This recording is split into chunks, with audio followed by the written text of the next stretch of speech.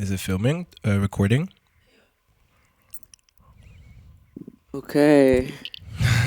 God damn. Super lucky. Super lucky. Episode 3. We're back. We're back. Yeah. How you feeling? Good. How you feeling? I'm feeling good. Yeah, I'm feeling good too. Honestly, I feel like the first 2 episodes, I didn't even think too much about it. We just went straight into it. But I feel like going into episode 3 is like, wow, we're really doing this. We're doing it. I'm excited about it. I'm excited too. And I think there's so many conversations we're going to have. Yeah. Important conversations. I also feel like we're going to discover things that we don't know about each other yet. Although we know each other so well. No, but I feel like that's also like our relationship. Yeah. I'm always like, when you figured out I'm like super scared of mice and you just didn't know that about me. Yo, guys, she is so scared of mice. No, it's my phobia. You know my phobia. Men. No, No. no. Absolutely not. Spiders. No. Spiders. Yes. True. Yeah. I also only learned that while we were shooting The music video. Speed Cat. Yeah. I was so confused. What are you doing? Speaking of Speed Cat, go listen to my EP Somewhere in listen to the Between. EP. Out now. Out now. Go watch the music video. Go watch the music video for Speed Cat that Curls literally filmed and edited on her own. That we directed together. Really proud of that. Which brings us to today's topic, which is kind of talking about like, I wish I had somebody like you in my childhood. No, but I always think that. I wish I had somebody like you. It's the fact that we lived in the same, obviously same country, but Switzerland's just so small. And me growing up, I was in such a white environment that I always had this belief that for me to find people that I wanted to create with, or just that were just gonna get me, whether it's from a ethnic like a racial background, just my ethnicity, creative background, like everything, I had to go away, which is why I moved to London. It was to seek that, to find that. And then, yeah, we met. Obviously, I was still living in London. But to me, having a friend like you here, unfathomable.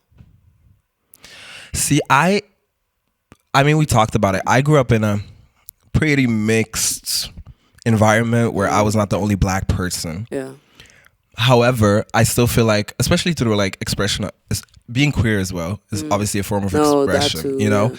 So I feel like I grew up around like all my friends were girls, you know, black, white, whatever, mixed through and through. Me, the opposite. But it was just girls. I get that. Me, it was just mainly boys. So I had white boys. There were straight girls. Yeah. So their interests were oftentimes, you know, I was obviously interested in the same things, but I still had a perspective that I could not mirror to anyone around me. Because being black, being queer, like the whole thing. There's too many intersections. It filters out people, you know? Where it's like all the intersections, then it's like there's only so much you have in common with someone. Whereas I feel that we have a lot in common. Also a lot of differences, though. A lot of differences. No, a lot of differences, which is good, normal. Everyone has healthy. that. Yeah. I think also us coming from a place where we had a lot of differences with people that we were very close to, our differences don't really get in the way of our friendship. Also, I don't know about you, but I'm used to being kind of the odd one out when it comes to my interests. Now, as an adult, obviously, No, very that, which, you know, I guess touches up on the topic of isolation while growing up, which I was pretty much the only one out of my friend group reaching for a ghost. Yo. I forgot that I didn't place my fucking glass there. So go ahead. Bear with me. No, definitely I was very used to being the only one interested in the things I was interested in. I didn't necessarily need my friends to be interested in the same things as me, because to me it was normal. Your hobbies, your interests are your own. And that's not like friendship your friend circle doesn't need to be involved with that. But I would have loved that as a kid. No, 100%. I mean, to a certain extent, I had that because I have my little sister. You do. So You do. obviously at home, and obviously my sister's my friend as well. But at home, I got to do some of that. Like the early days, Nadia was into like music, and I shot her little cover, and it was her just like super dramatic, like walking away from the camera. And then we do like little photo. Like Nadia was my first model, like the OG archive pics. Just her all over. You need to show me. No, I need to show you. And so we got to do a lot of things together. So I had that person, but more inside the house in my home, which I'm super grateful for. Super lucky. Super lucky. But so yeah. Wait, can I tell you something? Yeah. Nobody knows that except like my mom. It's nothing bad. Okay. I used to be a huge Gaga fan. I'm still a huge Gaga fan. I mean, Are you saying that like it's a secret? Stop. Okay. I love Lady Gaga. Shout out to her. She commented on my shit, by the way. Yeah, she did. No, but I used to invite the only straight male friends I had. Mm-hmm. I mean, we're kids who give a fuck, straight, gay, whatever. But the only guy friends I had, and I made them sit through a whole show of me performing Gaga covers. Shut up. I'm not even kidding. It's one thing to do it to your aunts and uncles and your mother, but to your friends. No, I literally were like, okay, meet me at 2 p.m. at my house. They came already full, like t-shirt as a wig. Like I used to I did the full thing. Stop. I swear, I'm waiting behind like the. You would like surprise them with the performance. Literally, I tell my mom like when they come, just like seat them. You're psychotic. No, they would sit and then you would do the come on stage. Yo, I would be like behind a what do you call it? A curtain. A curtain behind the curtain, and I would make them press play. I would make them press play because nobody was there to press play on the little CD thing. So I was like, go. So he pressed. And they knew that was happening. No, they knew. It was an ongoing thing. So they were down. They were buying their ticket. No, they were down. I was a performer at like love 10, that. 11. Shout out to them. Shout out to them. So I gave them a whole 30-minute, like I was doing the whole like Born This Way. I was doing it.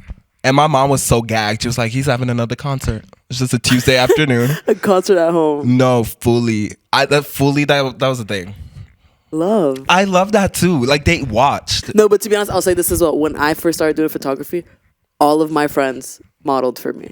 The amount of archive pictures I have of my childhood best friends. Like I said, I was mainly friends with guys, and all of them all pose for me. Like I have, and then there's the pictures of them growing up as well. Like them with the buzz cut, them with this kind of hair, them shirtless, them at the. We're such a cliche. Look at you only having fucking guy friends, and you only have girlfriends. Like, we're such a like. Literally, all of them. I was like, I'm cutting your hair today, and you're gonna wear this, and we're going to the fields and pose. Maybe we wouldn't even have gotten along. I mean, me and you. Yeah. Who knows? Who knows? I don't necessarily think we wouldn't. I think we would have gotten along. To be honest, I just think life worked out the way that, because I feel like you just would have been with the boys, and I would have been like, ugh, girls, like with the boys, like the boys. Oh, in that sense, you know, like I would have been like, I like her, but it's just like, oh, she doing too much with the boys. Fair, and I would have been with my girls, like talking my. And I would have been like, guys, can we like not be? Do you have to do your makeup right now? Like my girlfriends would be like, yeah, I have to go home and shave. What? And be like, tea. Yeah, maybe not. Maybe not. I think we would have gotten along. I don't know if we would have been that close and actually been just us two. Yeah.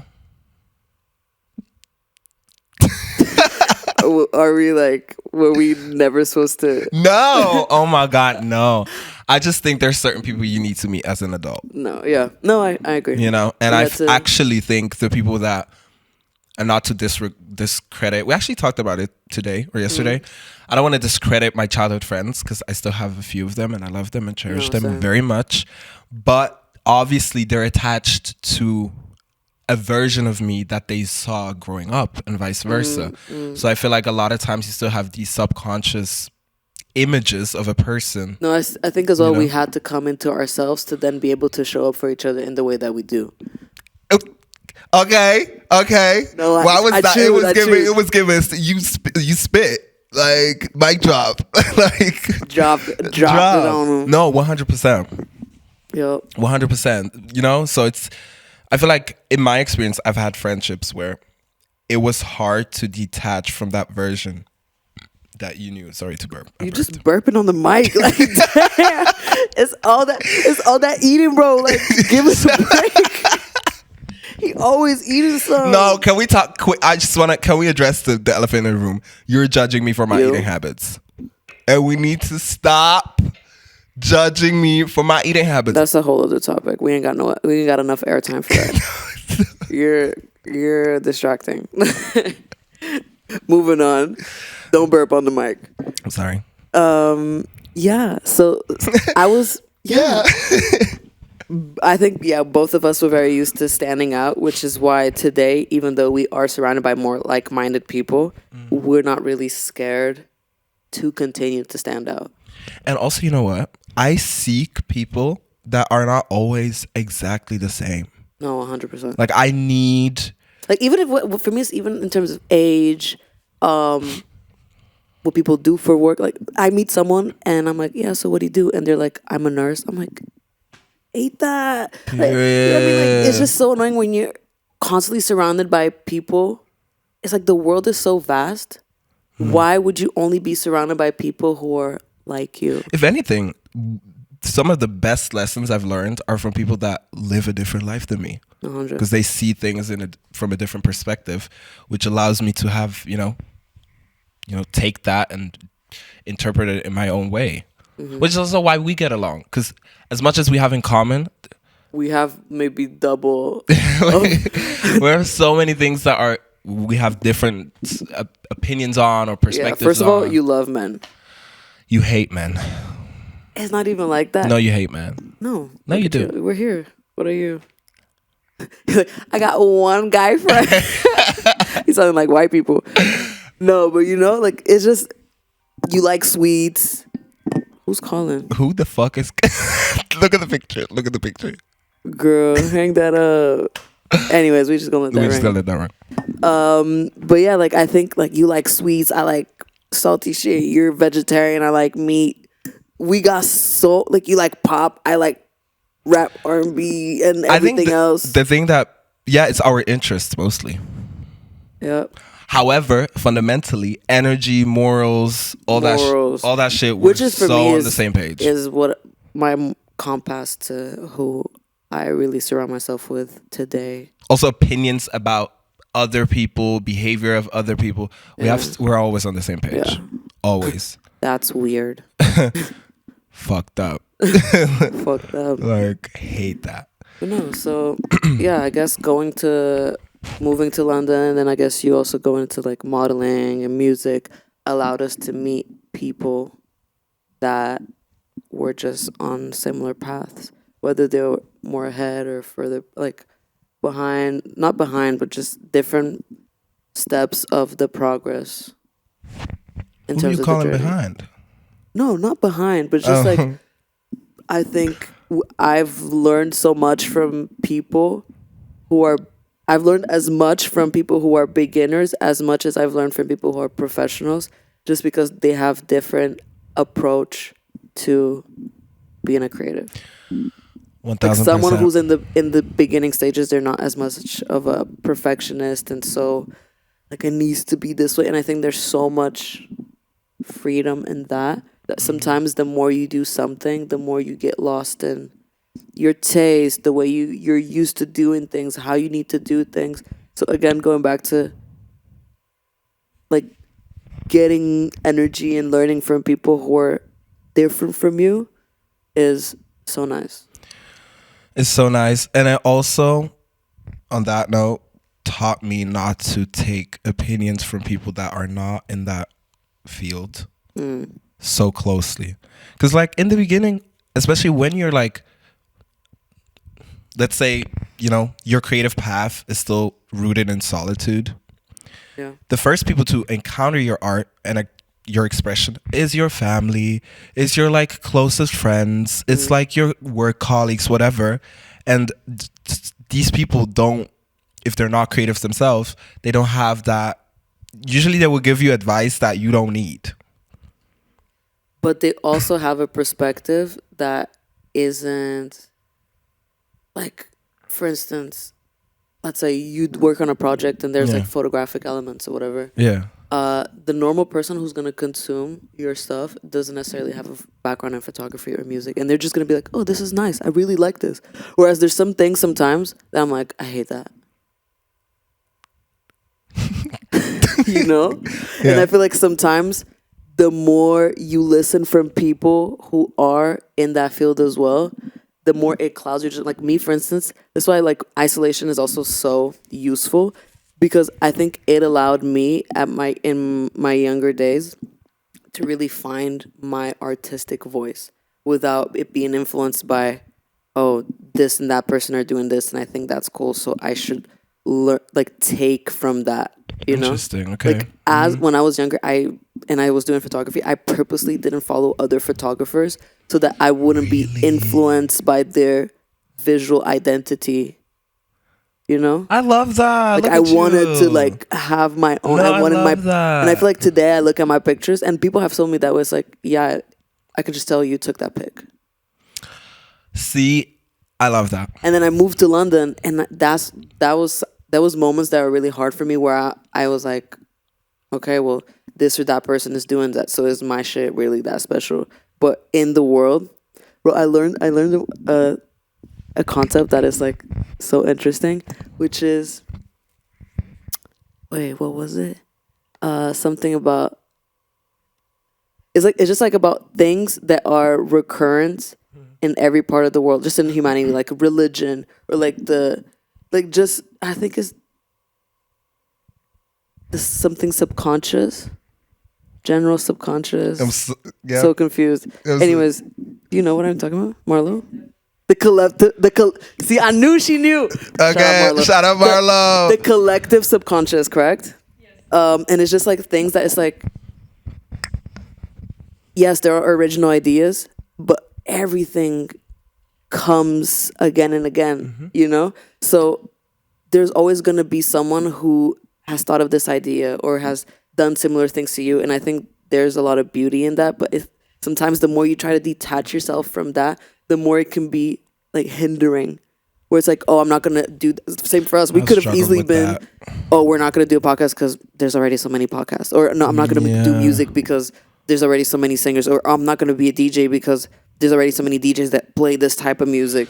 Or I don't know, like, you know? I learned this the hard way because when I started music, I got into it so quickly that somehow I was not sure of what I wanted to do, and I was not sure of myself. So I kind of just adapted to what was around me, which was good. I'm not saying I was influenced in a bad way, but it was obviously not what But you were influenced. I was influenced, yeah. And it takes time to then find that again. And I think solitude benefits that process as much as being surrounded by community and people who like the same things as you. And I think sometimes that as well can be a bit limiting, where now all of a sudden you're interested in something else and the people that you're surrounded by, now they don't understand. Yeah. It's like me saying I want to start playing more electronic music, but I obviously started playing, I always liked what are typically known as like black, big quote on, black genres, like rap, R&B and everything, and then I realized that's not what I like to mix to DJ. And then I went more into like electronic music, and that's very, like especially in Europe, I'm not saying everywhere in the world, but especially in Europe, that's very white coded. Oh, that's white people music. And obviously I consume a lot of entertainment and I get a lot of inspiration from creators all over the world. So, you know, Asia, US and everything.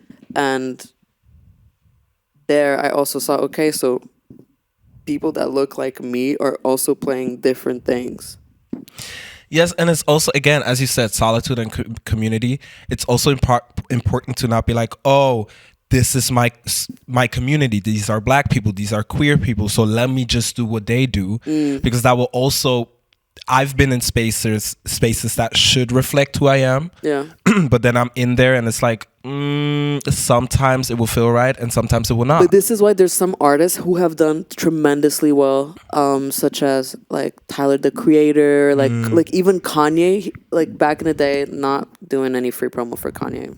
Please don't. We're just commenting. But him as well at the time, you know, the very not preppy look, but nerdy black look of like the polos and everything. Like at the time, to be a rapper or to go into music and spit bars, you had to have a specific look. Then that created a space for, you know, other motherfuckers that related to him, and same with Tyler the Creator. Again, not writing for him because there's so many things that are problematic about him. But in terms of aesthetic, again, like, and sometimes people have told me like, "Oh, you're kind of preppy," and that's not expected of me because I'm black. Black, yeah, I hate that. Or if I play like more electronic music, and then you see the crowd, and there's, depending on where you are, there's like a lot of white people. It's like, oh, it's the white people party. It's the white people set. It's just like. It's unfortunate. It's unfortunate, and it's sad. And I just think, again, sometimes it's like, I like to like in London. I was exposed to, for instance, Pussy Palace and everything. Yeah, very alternative, gay, black. Yeah, you know, more like electronic, less Afro beats, rap kind of energy, because that's also very sometimes homophobic. Straight coded. And there as well, that's when I was like, oh, like gay black music, Vogue House, and Miami bass and everything. So it's good to be in that space, get inspired by that space, but return to yourself. Yeah, because that's what I'm saying. If you don't have a foundation of yourself, you can get lost in the whole like, oh my God, I found my people. Which we know a lot of people that are in specific spaces, like, again, black space, queer space, whatever, that get lost in the whole like spark of it because they don't have that sense of self. Exactly. Like very similarly, that can happen. Like as someone who, like, who's gay and has been in a lot of straight spaces, and then you find like the queer space to be like, oh, now for me to belong to this space, I need to be a certain type of way. Sometimes in queer spaces, I felt like I didn't give gay enough. No, that's what I'm saying. And like, I'm sorry, I don't know how to Vogue. Girl. It's like, no, we're similar in that way. Because I feel like we float very... There's no word to explain it necessarily. We're just... And then I think this is why we had to evolve to then... not feel like we need a space. We create the space. And also we can go into that space and be ourselves, and we're contributing to what that space looks like. 100%. And in that same space, I could have met you and been like, oh, he's giving what I'm giving. But male version, you know? Yeah. Like we're just six. We're just a six. Do you want to explain the concept? We have this grading. It's the super lucky scale. The scale of how gay you are. Yeah. And what is it again? Like, so basically, the more heteronormative you are, the closer you are to the lower numbers, like 1, 2. So it's reversed for us. So for my scale, for the gay men, it's a 10 would be super femme, and a 1 would be like straight passing, mask. Yeah. Maybe a bit toxic. And I guess for me, it's like super femme, straight passing as a woman is 1. And then super mass, like a young MA. Yes, like literally like a dude. Yeah. Yeah. Like walks around with a strap in the backpack. Like. Ready to just get it, you know? Exactly. So, and you're a 6 on your scale and I'm a 6 on my scale. Which is, that's and, like, and we'll meet someone and be like, 8. 3. And we also date people who are, in your case, who we seek the same kind of energy, but I guess again leaning more towards a bit of like the opposite. So like, my idea would be a 4 or 5, and same me, like 4 or 5. Yeah. Look at us. The scale explained. We need a name for the scale, actually. The Roy G. Biv scale. The Roy G. Biv scale, provided by Roy G. Biv, meaning red, orange, yellow, green, blue, indigo, violet. Yes. No, Roy G. Biv was crazy. Roy G. Biv. You discovered that like what, 3 months ago? But do other people know about Roy G. Biv? This is a PSA. Roy G. Biv is the color scheme of the rainbow. If you didn't know that, now you know. Now you know.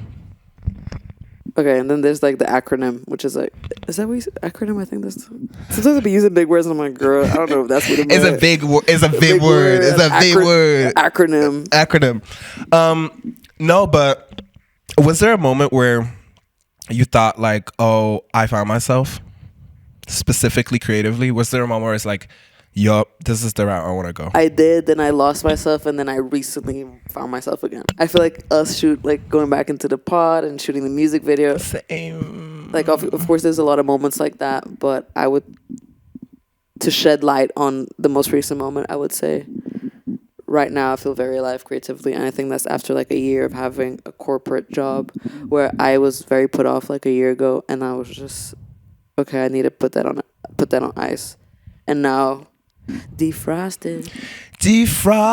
What is it called? Thawing? Yeah. Thawing? No, not thawing. That's what you do. I'm being slut shamed on my own pod. Hello. And you. Onyx Kane. Onyx Been Kane. Yes, the birth of my artist name, Onyx Kane. It's been a year since September, and now with this EP, which is my first project as Onyx, I feel so complete. I feel so proud of the process. I feel proud of the results. I am proud of it sonically, visually, visually, melodically, spiritually. I'm just proud of the process, and I'm so excited to now continue with that foundation. So I would say recently as well, it's been a year where I'm like, yo, this is the creative direction I want to go. Yeah. Love. High five. Should we high five? Yeah. Oh my God. Bada bing, bada boom. Bada bing, bada boom, bada boom. I think on that note, we're gonna end the episode. I'm super grateful for this was a chill episode. This was a it's chill like episode. so like cozy. Yeah. Warm. Just chilling on the couch. Just chilling. But yeah, I'm excited for whatever's to come. The next episodes. Yeah. You have a message for the audience? We love you. Please let us know what your glow up story is creatively. We'd love to hear and discuss. And hopefully see you in the next episode. Hopefully we finna see you there. Otherwise there's gonna be problems. And we finna square up and knock you over. Really that. Okay. Bye.